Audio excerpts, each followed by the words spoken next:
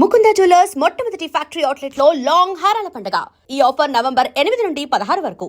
నమస్తే, నేను Kavitha. Welcome to iDream news and నిజాలు. ఇప్పుడు మనం ఒక నిజ జీవితంలో జరిగినటువంటి సంఘటన గురించి మాట్లాడుకోబోతున్నాము. క్రిస్టియన్ ఆర్మీ ఆఫీసర్ తను గురుద్వారా కానీ టెంపుల్ కానీ వెళ్ళి ప్రార్థనలో పాల్గొనడానికి ఇంట్రెస్ట్ చూపించలేదు. ఈ నేపథ్యంలో మిలిటరీ అతన్ని అధికారాల నుంచి తొలగించింది. ఆ అధికారి ముందు హైకోర్టుకి, ఆ తర్వాత సుప్రీంకోర్టుని అప్రోచ్ అయ్యారు. సో తొలగించడం సక్రమమే, సబబే అంటూ సుప్రీంకోర్టు తీర్పుని ఇచ్చింది. మనది సెక్యులర్ కంట్రీ, అన్ని మతాలను సమానంగా భావించాలి. ఆ అధికారి కూడా హిందూ ప్రార్థనాలయం లేకుంటే గురుద్వారాల్లో ప్రార్థనల్లో పాల్గొనాల్సిందే అనేటువంటి ఆ తీర్పు. యాక్చువల్గా సెక్యులర్ అంటే అర్థం ఇదేనా? తనకంటూ ఒక భావ ప్రకటన స్వేచ్ఛ ఉంటుంది, అందులోనూ తన మతాన్ని తను గౌరవించుకునేటువంటి స్వేచ్ఛ కూడా ఉంటుంది కదా. అలాంటప్పుడు ఉద్యోగం నుంచి ఎందుకు తొలగించారు అనేటువంటి వాదన కూడా వినిపిస్తోంది. దీని గురించి మాట్లాడుకుందాం. మనతో పాటుగా ఉన్నారు సీనియర్ జర్నలిస్ట్ సురేష్ కొచ్చాతిల్ గారు. సార్ నమస్తే. సెక్యులర్ అంటే మనం అన్ని మతాలని సమానంగా భావించడం అనేది అనుకుంటూ ఉంటాం. బట్ ఆ పర్సన్, ఆ ఆర్మీ ఆఫీసర్కి కూడా తన మతాన్ని గౌరవించుకునేటువంటి ఒక స్వేచ్ఛ ఉంటుంది, అందులో భావ ప్రకటన స్వేచ్ఛ కూడా ఉంటుంది. బట్ ఆయన సర్వమత స్థలం ఏదైతే ఉందో, ప్రార్థనా స్థలం, అక్కడ అటెండ్ అవుతున్నాను, గుడి బయట వెయిట్ చేస్తున్నాను, నేను గుడి లోకల్కి మాత్రం నేను రావట్లేదు కదా, అది సబబైన వాదనే అనేది తన తరఫున వాదించినటువంటి అడ్వకేట్ చెప్తున్నారు. ఎందుకని సుప్రీంకోర్టు మాత్రం దాన్ని తప్పు పట్టింది? ఆర్మీ అనేది రిలీజన్ లేదండి. ఇప్పుడు రాహుల్ గాంధీ దాన్ని ట్రై చేశారు మొన్న, క్యాస్ట్ బేస్లో. ఆర్మీలో 10% మంది మొత్తం ఆర్మీని కంట్రోల్ చేస్తున్నా అని చెప్పేసి అది చాలా పెద్ద ఏం చెప్తారు దుమార్ రేపింది అనమాట. రిజర్వేషన్ కూడా ఉండాలి. రిజర్వేషన్ కూడా ఉండాలి, ఎందుకంటే ఆర్మీలో అట్లాంటి ఏం లేదు. You are recruited purely on basis of your efficiency. అది స్టాఫ్ సెలక్షన్ బోర్డు ఉండొచ్చు, ఎన్డీ ఎగ్జామ్స్ ఉండొచ్చు, ఏదైనా సీరియస్ ఉండొచ్చు, ఎక్కడి నుంచైనా మీరు లోవర్ లెవెల్ జవాన్స్ అయితే ఇక్కడక్కడ రెగ్యులర్గా క్యాంప్స్ కండక్ట్ చేస్తారు వాళ్ళు. కానీ ఆర్మీకి ఒకసారి వచ్చిన తర్వాత మీరు ఏ రెజిమెంట్లో ఉంటారో, ఏ కంపెనీలు ఉంటారో, ఏ డివిజన్లో ఉంటారో డజంట్ మ్యాటర్. ఎస్పెషలీ మీరు ఒక ఆఫీసర్గా ఉన్నప్పుడు, మీ ట్రూప్స్ని లీడ్ చేస్తున్నప్పుడు మీ ట్రూప్స్ మీద ఉంటుంది. ఇప్పుడు మీరు మరాఠా లైట్ ఇన్ఫెంట్రీ ఉంటారండి, you might be a Bihari, but and then you might be a Muslim. కానీ మీరు ఆ మరాఠా లైట్ ఇన్ఫెంట్రీతో శివాజీ గారిది ఏదైనా ఆల పూజలు ఏమైనా ఉంటే డెఫినెట్గా అక్కడ వెళ్ళాల్సింది, because you are leading them. Secularism అనే కాన్సెప్టే మనం అర్థం చేసుకుంటలేరు. మన దేశంలో ఇది చాలా లూజ్గా వాడుకుంటారు, ఎస్పెషలీ పొలిటికల్ పార్టీస్. వీళ్ళు సెక్యులర్, వీళ్ళు నాన్ సెక్యులర్ అని చెప్పేసి. సెక్యులరిజం అనేది పదం ఎక్కడి నుంచి వచ్చిందంటే మన దగ్గర కాదు. మన దగ్గర ఎక్కడ సెక్యులరిజం లేకుండా ఇందిరాగాంధీ గారు 71లో కాన్స్టిట్యూషన్లో ఇల్లీగల్గా పెట్టిన 2 వాక్యాలు, ఒకటి సోషలిస్ట్, ఒకటి సెక్యులర్. దీన్ని ఫస్ట్ వ్యతిరేకించిన మనిషి అంబేద్కర్ గారు. కాన్స్టిట్యూషన్ ఫామ్ చేసి he's told Nehru very clearly and told Patel గారు, మిగతా కాన్స్టిట్యూంట్ అసెంబ్లీకి చాలా క్లియర్గా చెప్పారు, we are not a secular nation. ఇక్కడ హిందువులు మెజారిటీగా ఉన్నారు, ముస్లిమ్స్ ఉన్నారు, అందరు ఉన్నారు. So we are not a secular nation, అట్లా ఉంచుకుందాం మనం అని చెప్పారు. కానీ అప్పుడు నెహ్రూ అంగీకరించుకున్నారు. He was reluctant but he had to agree to Ambedkar and others. Constituent assembly డిబేట్స్లో మీకు కనిపిస్తుంది అది. దాని తర్వాత 71లో మన అందరికి తెలిసింది, ఇందిరాగాంధీ ఎమర్జెన్సీ టైంలో, ఆ టైంలో ఆపోజిషన్ లీడర్ అందరు జైల్లో ఉన్నప్పుడు ఇల్లీగల్గా సెక్యులర్ అండ్ సోషలిస్ట్ అని 2 పదాలని ఆమె ప్రియాంబుల్ ఇన్స్టిట్యూట్. కాంగ్రెస్ రాహుల్ గాంధీ చెప్తూనే ఉంటారు, కాన్స్టిట్యూషన్ మార్చుతున్నారు. ఫస్ట్ 140, 150 మన దగ్గర ఇప్పటిదాకా అమెండ్మెంట్స్ జరిగింది కాన్స్టిట్యూషన్. దాంట్లో మెజారిటీ కాంగ్రెస్ హయాంలోనే జరిగింది. దాంట్లో అన్నిటికంటే పెద్ద was this one, secular socialist. ఈ we are not a socialist country. ఎక్కడ మనకి సోషలిజం సంబంధమే లేదు. సోషలిజం అని ఎక్కడ ఉంది? ఇప్పుడు లోకంలో ఎక్కడ లేదు. ఉన్న చైనాకు పోయింది, ఉన్న యుఎస్ఎస్ఆర్ పోయింది, అందరు పోయారు, Poland, Romania, nothing, nowhere socialism is there. ఒక వెనిజువేలా పక్కన పెడితే, లేకుంటే క్యూబా పక్కన పెడితే అక్కడ ఒకటే సోషలిజం, మిగతా ఎక్కడ సోషలిజం లేదు. సరే, సోషలిజం పక్కన పెడతాం. సెక్యులరిజం అని మీరు ఒక పదాన్ని చెప్పారు చూడండి. సెక్యులరిజం అనేది మొదలైంది యూకేలో, యునైటెడ్ కింగ్డమ్లో హౌస్ ఆఫ్ లార్డ్స్ అని ఉంది. వాళ్ళ దగ్గర house of Commons, house of lord, అంటే మన Lok Sabha, Rajya Sabha. We also follow the same British system. ఈ హౌస్ ఆఫ్ లార్డ్స్లో బిషప్స్ని నామినేట్ చేస్తారు. మన దగ్గర కొంతమంది ఫిలిం ఫీల్డ్ నుంచి, కొంతమంది మ్యూజిక్ ఫీల్డ్ నుంచి, కొంతమంది ఆర్ట్స్ ఫీల్డ్ నుంచి వాళ్ళని నామినేట్ చేస్తారు. Social service. ఇప్పుడు విజేంద్ర ప్రసాద్ గారు మూవీ ఫీల్డ్ నుంచి ఆయన నామినేట్ చేస్తారు. దానికన్నా ముందు సురేష్ గోపి ఉండే. అట్లానే చాలామంది డాన్సర్స్, వీళ్ళందరూ నామినేట్ చేస్తారు. ఈ నామినేట్ చేసిన వాళ్ళు మన దగ్గర రిలీజన్ చూడకుండా నామినేట్ చేస్తారు. కానీ బ్రిటన్లో బిషప్స్ని నామినేట్ చేస్తారు. వాళ్ళు ప్రొటెస్టెంట్ బిషప్స్ని నామినేట్ చేసి వాళ్ళు వచ్చి హౌస్ ఆఫ్ లార్డ్స్ కూర్చుంటారు.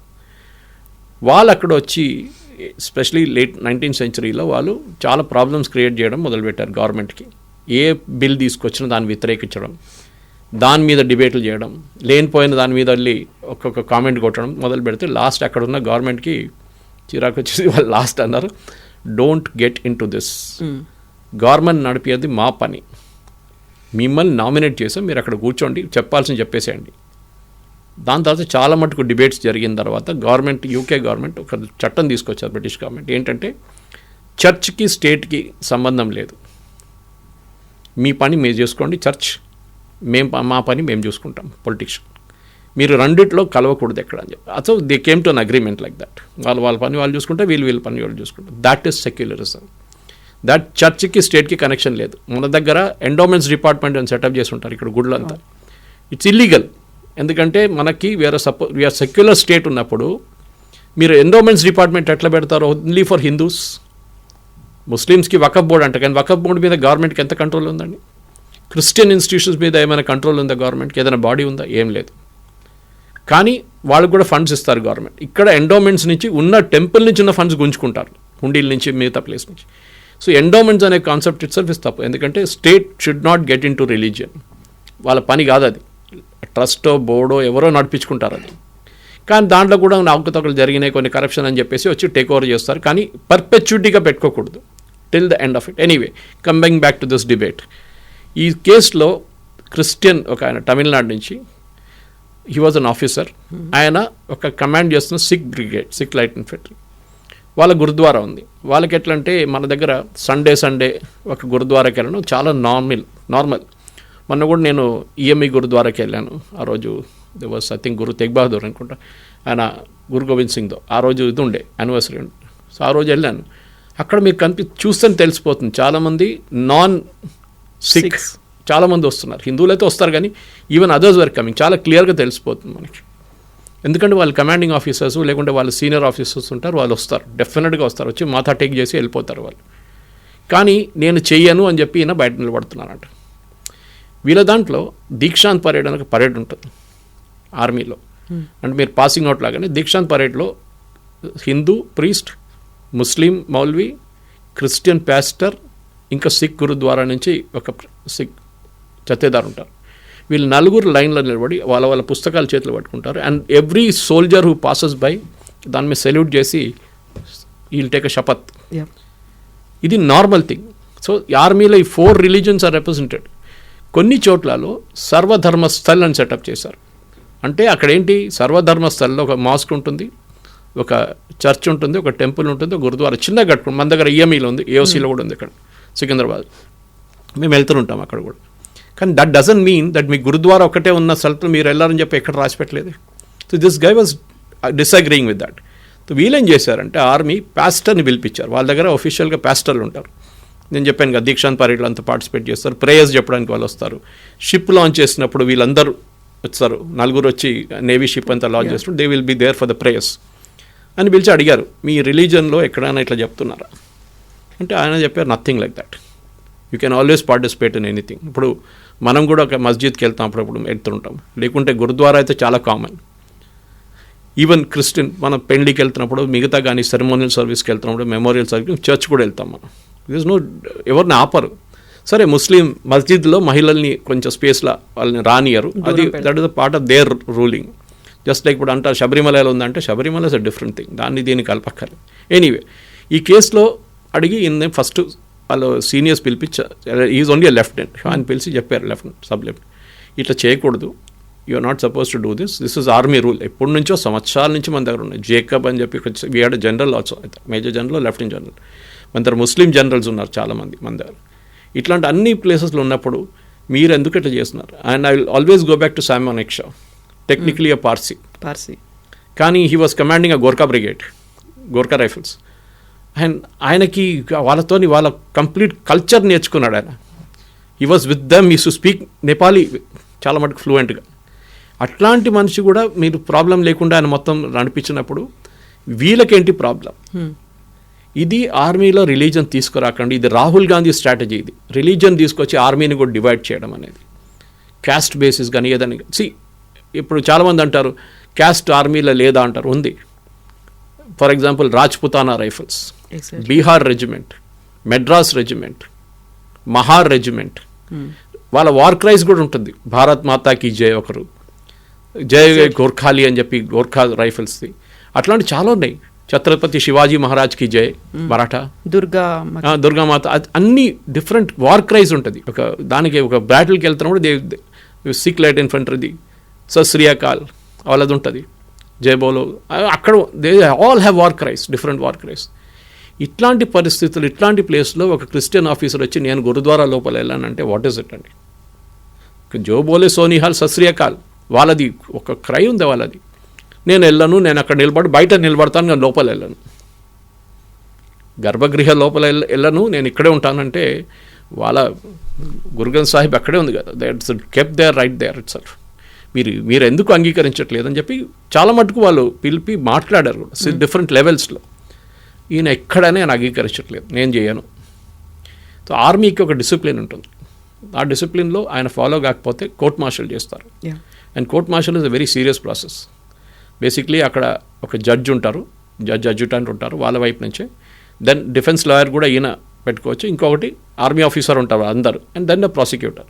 వాళ్ళు ఆర్గ్యూ చేస్తారు కేసు ఇట్లా జరిగింది and finally the court martial will be given. ఇది ఇచ్చిన తర్వాత ఆయన ఆర్మీ నుంచి తొలగించడానికి డిసైడ్ చేస్తారు. I don't know whether was it with pension or without pension. ఇట్లాంటి కేసులు వితౌట్ పెన్షన్ పంపించేస్తారు. That is even bigger insult. ఎందుకంటే మీకు కోర్ట్ మార్షల్ జరిగిన తర్వాత మిమ్మల్ని ఆర్మీ నుంచి తొలగిస్తున్నారంటే అక్కడ నిలబడి మీరు యూనిఫామ్లు ఉంటారు, మీ ఎపిలప్స్ తీసేస్తారు, మీ బ్యాడ్జ్లు తీసేస్తారు, ఇట్స్ అన్ ఇన్సల్ట్, ఇట్స్ చాలా పెద్ద ఇన్సల్ట్ అన్నమాట అది. సో అట్లాంటి పరిస్థితుల్లో ఇట్లాంటి ఒక మనిషి మళ్ళీ ఛాన్స్ ఇచ్చిన తర్వాత కూడా నేను పట్టించుకోనని చెప్పి హైకోర్టుకి వెళ్ళారు. హైకోర్టు తీర్పులు ఏం చెప్పారంటే, సారీ, ఆర్మీ డిసిప్లిన్ ఫాలో చేయాల్సిందే, మేము ఆ రిలీజను, మేము ఈ రిలీజను, నేను ముస్లిమ్స్, నేను హిందూ టెంపుల్ లోపల, వాళ్ళకి రిలీజన్ లేదు ఆర్మీలో, వాళ్ళు ఒక్కటే దేశం కోసం సేవ చేస్తారు అంతే. They are fight for the country, that's period, that's all, doesn't matter. ఎందుకంటే మీరు ఒక టీమ్గా ఫంక్షన్ చేస్తున్నారు, రోజు మీరు ఆ టీంతో ఉంటారు, వాళ్ళతో తింటారు, వాళ్ళతో వార్కి వెళ్తారు, వాళ్ళతో ట్రైనింగ్ చేస్తారు, అంతా వాళ్ళ ఫ్యామిలీ కలుసుకుంటారు, అందరూ they know each other very well. అట్లాంటి పరిస్థితులు ఎందుకు హైకోర్టు కూడా చెప్పారు సారీ. దెన్ ఈయన శంకర్ నారాయణ్, సీనియర్ అడ్వకేట్ శంకర్ నారాయణ్ పెట్టి సుప్రీంకోర్టుకి వెళ్ళారు. ఎందుకంటే ఆయనంతా these charge huge amounts of money. ఈయన ఒక ఆర్డినరీ ఆఫీసర్, ఈయనకి ఎక్కడి నుంచి అంత డబ్బులు తెలియట్లేదు నాకు ఇప్పుడు, or was somebody backing him in this fight. Anyway సుప్రీంకోర్టుకి వెళ్తే సుప్రీంకోర్టుకున్న justice Bagchi and justice, I think the new chief justice was there, justice Kant, sorry, we will not agree with this. మీరు ఆర్మీ రూల్స్ ఫాలో చేయాల్సిందే. Arm ఫోర్సెస్లో ఏ rule ఉందో, navy కానీ air force కానీ ఏదైనా కానీ, you have to follow those rules. అప్పుడు ఆయన చెప్పారు ఆర్టికల్ 25 మాకు ప్రాక్టీస్ రిలీజియస్ ఫ్రీడమ్ ఉంది, ప్రాక్టీస్ అదంతా ఉంది, correct. You got every right to practice your religion, nobody stopping you. కానీ మీరు మిగతాక మీ కమాండ్ చేస్తున్న మీ యూనిట్ని మీరు వాళ్ళతో ఉండను, నేను బయట నిలబడుతున్నా అంటే వాళ్ళ మొరాల్ మీద ఎంత ఉంటుంది. You are suppose be a leader leading the men. మీరు వాళ్ళ వైపు నుంచి నేను వెళ్ళను, నేను గుడి లోపలికి రాను, నేను గురుద్వారా లోపలికి రాను అంటే సారీ. సో ఆ so called freedom of expression, లేకుంటే ఫ్రీడమ్ టు ప్రాక్టీస్ రిలీజన్ అంతా పక్కన పెడదాం, ఆర్మీ డిసిప్లిన్కి ఇది నడవదని చెప్పి ఒక రూలింగ్ ఇచ్చారు. చాలామంది ఇప్పుడు సోషల్ మీడియాలో దాని మీద పెద్ద పెద్ద డిబేట్లు నడుస్తుంది. సో ఈవెన్ ఆయన వచ్చి ఆ ప్రెమిసెస్లో అయితే ఉంటున్నారు, ఆ గురుద్వారా కావచ్చు, టెంపుల్ దగ్గర అయితే ఉంటున్నాను, మరి బయట గేట్ బయట కాంపౌండ్ బయట అయితే లేను కదా, నేను ఇక్కడే ఉంటున్నాను. But let them observe that, వాళ్ళకి ఏదైతే ఉన్నాయో వాటిని ఫాలో అవ్వండి. నేను మాత్రం నాకున్నటువంటి మతమో లేకుంటే నాకున్నటువంటి ఫీలింగ్సో నేను వాటిని గౌరవిస్తున్నాను అనేదే కదా అక్కడ ఆయన చెప్తుంది. అక్కడ ఫ్రీడమ్ అనేది ఉంటుంది కదా, వ్యక్తిగత స్వేచ్ఛ అనేది కూడా ఉంటుంది కదా. కానీ వ్యక్తిగత స్వేచ్ఛ మీ ఇంటికాడ పెట్టుకోవాలండి, అది అంతే simple. When you're in the army, leave it outside your house, leave it. Once you leave your house, you're no longer, రిలీజన్తో ఏం సంబంధం లేదు మీకు. మీ సండే రోజు మీరు చర్చ్కి వెళ్ళొచ్చు, మిగతా రోజు ఫ్రైడే రోజు Muslims can go to masjid, they can do the prayers. ఆర్మీలో ఎవరు ఆపరు. కానీ మీ రెజిమెంట్ ఒక ప్రేయర్ సెషన్ పెట్టినప్పుడు వాళ్ళకి రెగ్యులర్గా ప్రేయర్ సెషన్స్ ఉంటుంది, రిలీజియస్ పరేడ్స్ ఉంటుంది వాళ్ళది, నేను దాంట్లో కూడా పార్టిసిపేట్ చేయను. So you're defying the army rules అన్నమాట. నేను పార్టిసిపేట్ చేయనంటే మీ ట్రూప్స్ ఏమనుకుంటారు, మీ 6 సోల్జర్స్ ఏమనుకుంటారు, ఎట్లాంటి లీడర్ రా, మాకు మా రిలీజన్ని పట్టించుకోవట్లేదు, మా గురువుల్ని పట్టించుకోవట్లేదు, and is commanding a Sikh brigade. Not done, simple as that. మీరు రేపు అనొచ్చు, ఇప్పుడు బీహార్ రెజిమెంట్ కొన్ని టైంలో మద్రాసి వాళ్ళు కమాండ్ చేస్తారు, ఒక మెడ్రాస్ నుంచి సౌత్ నుంచి ఒక ఆయన కమాండ్ చేస్తారు, he'll be commanding the troops. So what, ఏం ప్రాబ్లం లేదు దాంట్లో. ఆయన వాళ్ళ లాంగ్వేజ్ నేర్చుకుంటారు, వాళ్ళ డైలెక్ట్ నేర్చుకుంటారు, అన్నీ ఉంటుంది వాళ్ళ దగ్గర.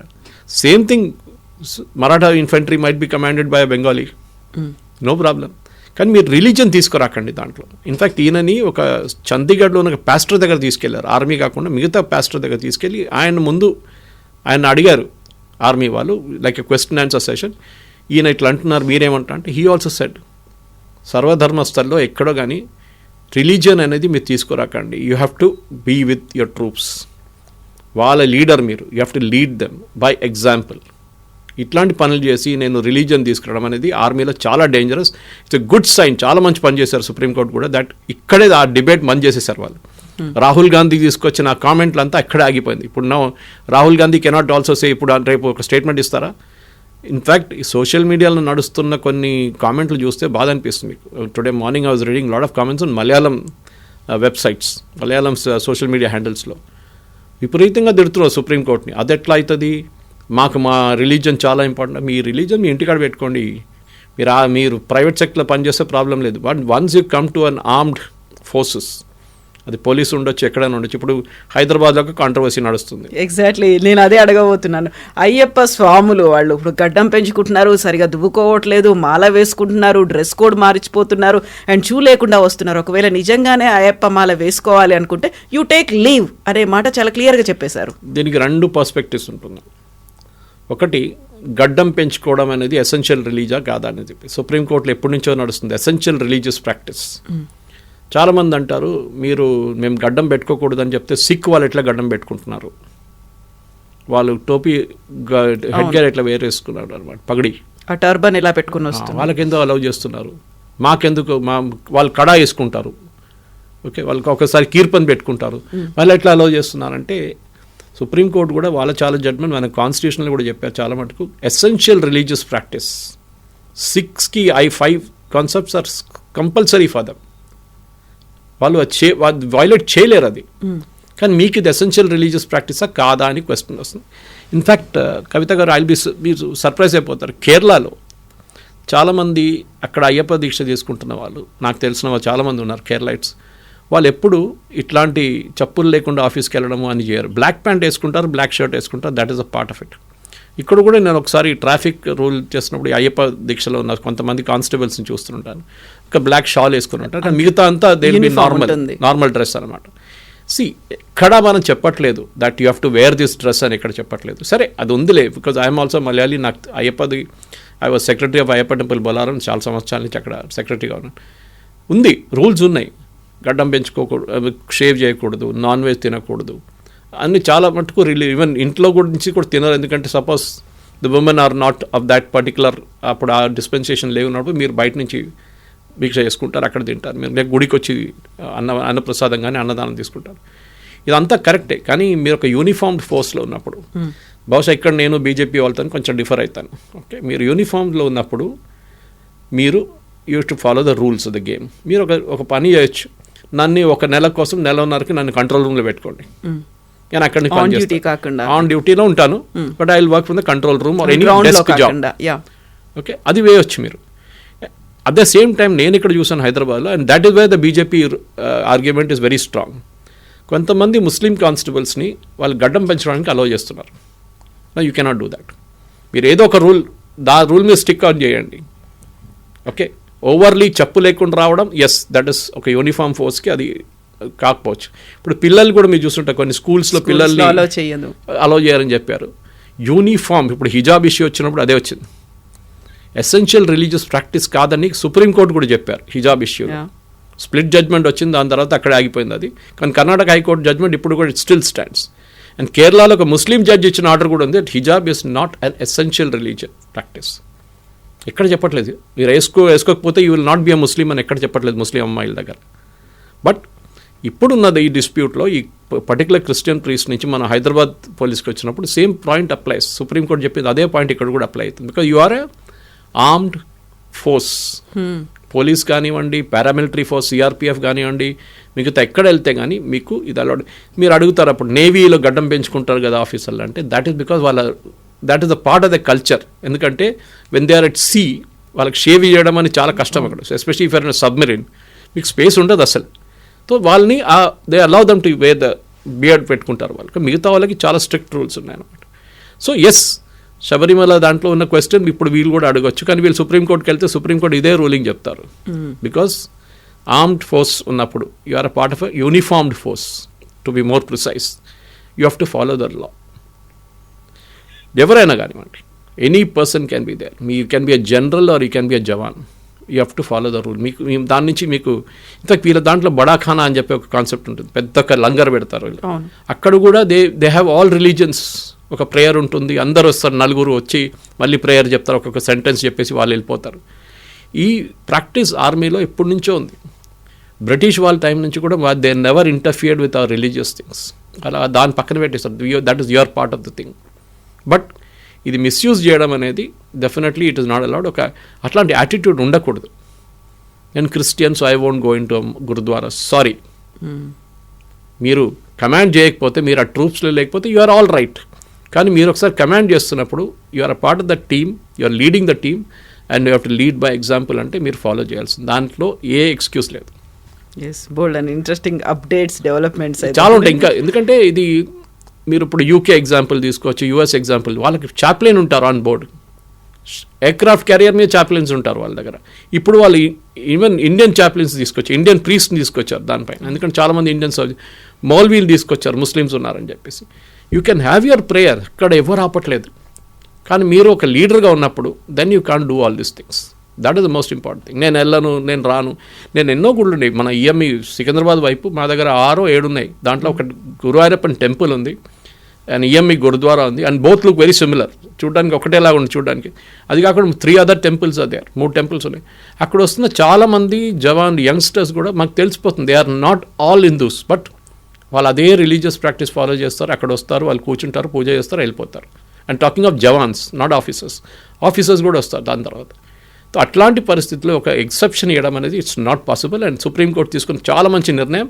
దీన్ని సోషల్ మీడియాలో నడుస్తున్న గొడవ దాన్ని పక్కన పెడదాం, ఎందుకంటే వాళ్ళు అక్కడ చాలామంది దాని మీద డిబేట్ చేస్తున్నారు. మా రిలీజియస్ ఏమైంది, మా ఫ్రీడమ్ ఏమైంది. You can keep a religion at home, simple as that. Yes sir, thank you so much. Thank you very much. Thank you.